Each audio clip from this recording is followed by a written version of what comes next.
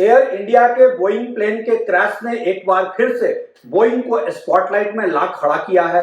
भारत सरकार के नागरिक उड्डयन मंत्री ने कहा है कि देश में सभी बोइंग विमानों की सुरक्षा की जांच होगी, लेकिन कॉस्ट कटिंग और कॉर्पोरेट मुनाफाखोरी के इस दौर में यह देखना जरूरी है कि कहीं ये चूक सेफ्टी के साथ किया गया कॉम्प्रोमाइज तो नहीं था। एक नजर डालते हैं बोइंग के इतिहास पे। विलियम बोइंग का एक सपना था शानदार इंजीनियरिंग कंपनी बनाकर जो एविएशन के मायने बदल कर रख दे। 1916 में उन्होंने जो कंपनी बनाई उसने सचमुच एविएशन को बदल दिया। सुंदर, किफायती, सुरक्षित उड़ान में आसान एयरक्राफ्ट बनाकर बोइंग ने कॉमर्शियल एयरलाइंस बिजनेस को एक वो रूप दिया जो हम देखते हैं। अब साधारण लोग उड़ सकते थे, हर देश आ जा सकते थे। पर्यटन, होटल, व्यवसाय, एमएनसी जैसी नए जमाने में पले बढ़े सेक्टर बोइंग के कर्जदार हैं। हजारों प्लेन्स, कई मॉडल और दुर्घटना रहित उड़ान, सबसे सुरक्षित रिकॉर्ड बोइंग का था। यह रुतबा उसका 20वीं सदी में कोई छीन नहीं सका। कहानी इसके बाद बदलती है। बोइंग विमान बनाती थी जो इंजीनियरिंग कंपनी थी, तो बोइंग में इंजीनियर्स ही किंग था। बोल्ड था, मुखर था, परफेक्शनिस्ट था। उसकी सुनी जाती थी, मानी जाती थी।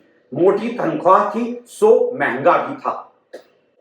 ये कल्चर बोइंग ने दशकों में विकसित किया था, तो कई कई बिलियंस के विमान बेचकर भी उसका मुनाफा सीमित होता था। रिसर्च और डेवलपमेंट में पैसा पानी की तरह बहाया जाता था। 1990 के दशक में यूरोप में एयरबस कंपनी आई। नए features, computerized cockpit, modern safe planes देने लगी। बोइंग को तगड़ा कंपटीशन मिला। उसके मार्केट शेयर बढ़ाने की नई रणनीति उसने बनानी शुरू कर दी। अमेरिका में एक प्रतिद्वंदी था, मैकडोनाल्ड डगलस और बोइंग एक जमाने में कोक और पेप्सी की तरह राइवल थे, लेकिन फिर डीसी बहुत पीछे रह गया।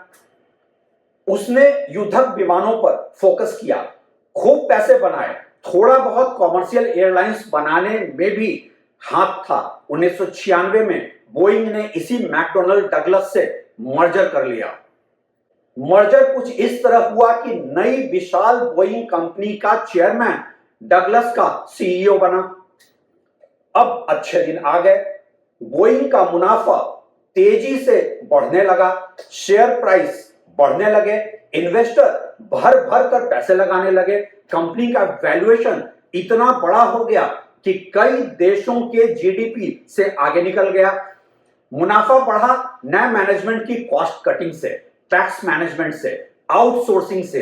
अब डीसी का मैनेजर कल्चर बोइंग के इंजीनियर कल्चर पर हावी था। कंपनी का हेडक्वार्टर सिएटल से 1000 किलोमीटर दूर अन्य स्टेट में ले जाया गया, क्योंकि सिएटल में टैक्स ज्यादा था। इससे मेन प्लांट और मैनेजमेंट की दूरी बढ़ी। कॉस्ट कटिंग के लिए सप्लाई ठेकों में तगड़ा नेगोशिएशन करके कंपनी के पैसे बचाए जाने लगे, लेकिन मिलने वाले उपकरणों की गुणवत्ता घट गई। दसियों हजार महंगे इंजीनियर नौकरी से निकाल दिए गए। ये अनुभवी लोग थे, इनकी जगह एमबीए मैनेजरों ने ले ली। मैनेजर होशियार थे, हर काम सस्ते में कराना आता था। सबसे गजब था ग्लोबल आउटसोर्सिंग। चक्का बने जापान में, उसका नट जर्मनी में, बोल्ट इटली से आए। लागत में जबरदस्त कमी, बस इसे अमेरिका में असेंबल करना था। अगर थोड़ा नाप जोख का फर्क आया तो कोई फर्क नहीं पड़ता था। ठोक पीट कर मैनेज करो, जोड़ो, बेच दो, पैसा ही पैसा। बोइंग के मैनेजमेंट और इन्वेस्टर माला माल हो गए। 80 साल पहले विलियम बोइंग ने इतने पैसे की कल्पना भी नहीं की थी, और फिर बोइंग में तकनीकी खराबियों की शिकायतें आने लगी। कभी कोई प्रणाली काम करना बंद कर देती थी, कभी कोई सिस्टम फॉल्ट कर देता था। कई नए सिस्टम आरएनडी के बाद भी पूरी तरह सुरक्षा मानकों पर कसे नहीं गए, लेकिन मार्केटिंग इतनी तगड़ी थी, 737, 747, ड्रीमलाइनर, मैक्स धकाधक बिक रहे थे, लेकिन शिकायतें बढ़ती गई, बिक्री पर असर पड़ने लगा, विमान वापस मंगाना पड़ा, सुधार करना बढ़ता गया, फिर बोइंग क्रैश भी होने लगे।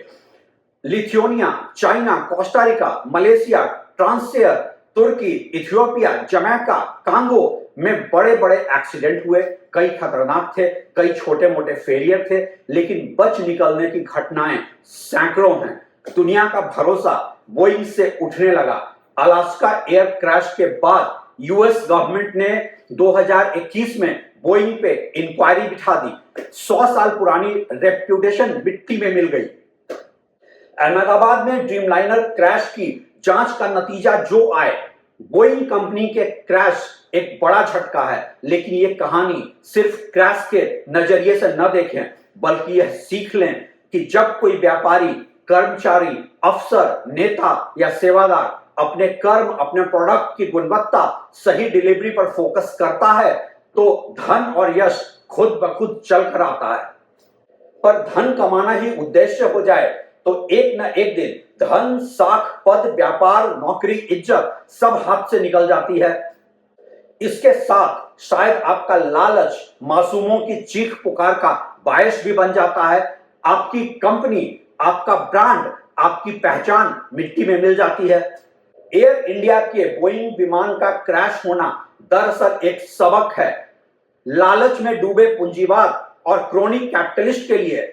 लेकिन शायद सबक सीखना अगर हमारी आदत होती तो आज यह हादसा भी ना होता।